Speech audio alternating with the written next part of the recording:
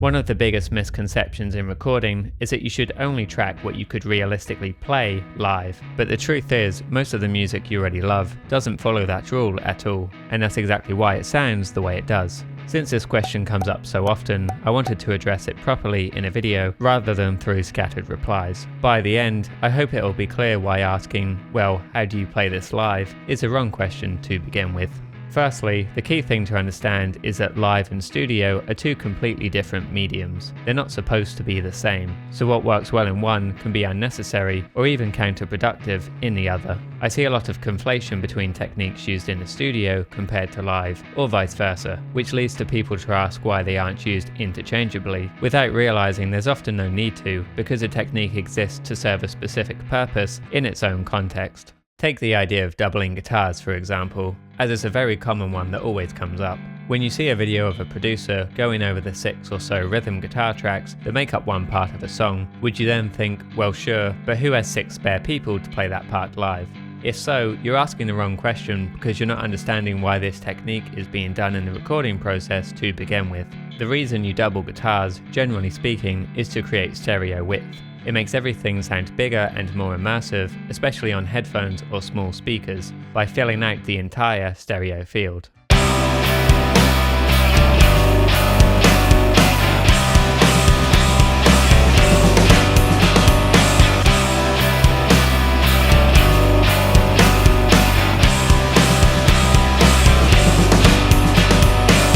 When you start adding even more layers, like quad tracking, that's essentially sound design. You're trying to alter the texture. It's not being done so that the listener hears 4 or 6 individual guitar parts at once. You're doing it to change the character of the tone. It's there to represent the guitar section of the song, not 6 separate layers that you can individually pick out.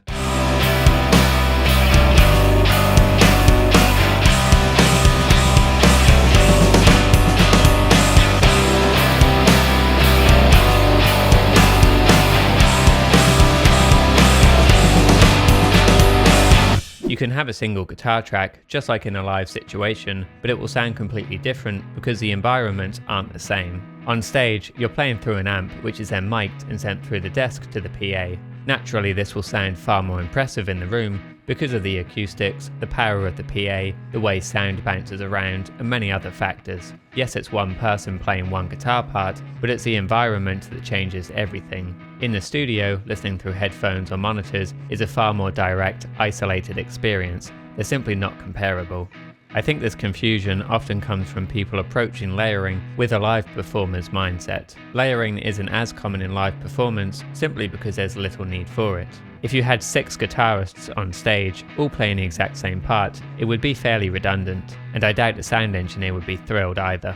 In a studio, however, stacking that same part multiple times creates width, depth, and added character, and it can even all be done by one person. That's not cheating, it's production. There's a benefit and intent behind using that technique in the studio, one that doesn't directly translate to a live setting. If a song has parts that are crucial but the band doesn't have enough members to play them all, it might supplement them with backing tracks or adjust the arrangement to suit the performance. The same applies to things like sample-enhanced drums or blending bass with subs or 808s. These aren't parts you're expected to replicate live, because there's little need to. You don't need to hear the drummer play 6 snares at once, even if the record stacked 6 snare samples together.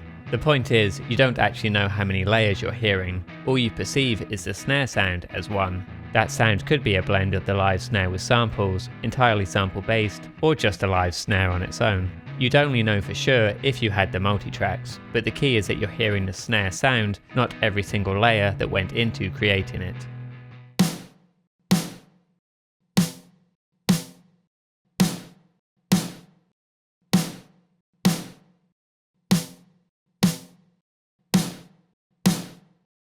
These techniques are sound design choices made to serve the record as a listening experience, not something that needs to be recreated live, track for track.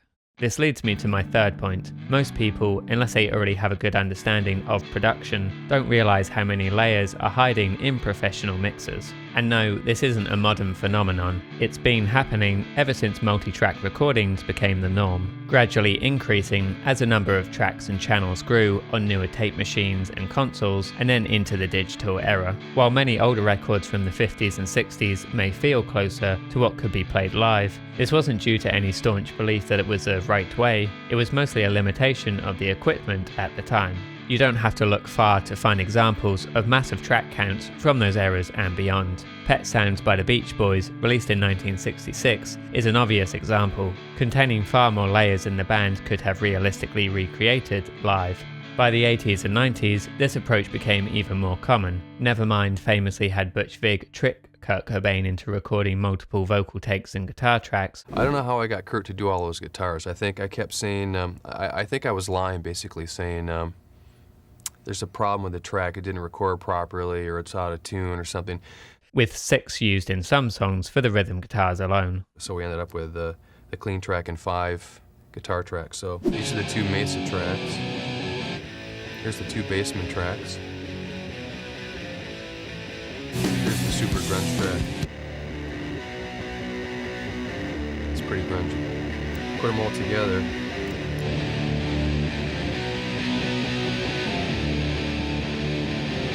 It's got a pretty glorious sound. While Soma by the Smashing Pumpkins reportedly contains up to 40 overdubbed guitar parts. The point is, even a simple song might have 50, 80, or even 100 tracks, yet the listener only registers a handful of them as distinct elements in the mix. They're hearing 5 or so identifiable sounds, unaware of how many layers it took to build each one. Another important point is that when someone says a track count is 100 or more, it doesn't mean 100 tracks are playing at once. It simply means a song contains 100 tracks in total. Some may run throughout, while others might be a single sound that appears just once. So if someone wants to record only what can be played live, that's totally valid. There are still bands to this day that will approach recording with that mindset. No one should knock that, but at the same time understand that, historically speaking, that's actually the exception. The vast majority of recorded music has taken full advantage of things like layering and overdubbing, especially as technology has improved and become more accessible, resulting in countless landmark records. I believe you should always write for the record first. Whether that means 10 tracks or 100, it's about capturing the sound in your mind. A record is permanent, a live show is just one night. Don't compromise the version people will hear 1,000 times for the one they'll only hear once. If you want to deepen your understanding of recording and layering, I've put together a helpful guide that covers everything from the basics to more advanced techniques. You can watch it by clicking this video next.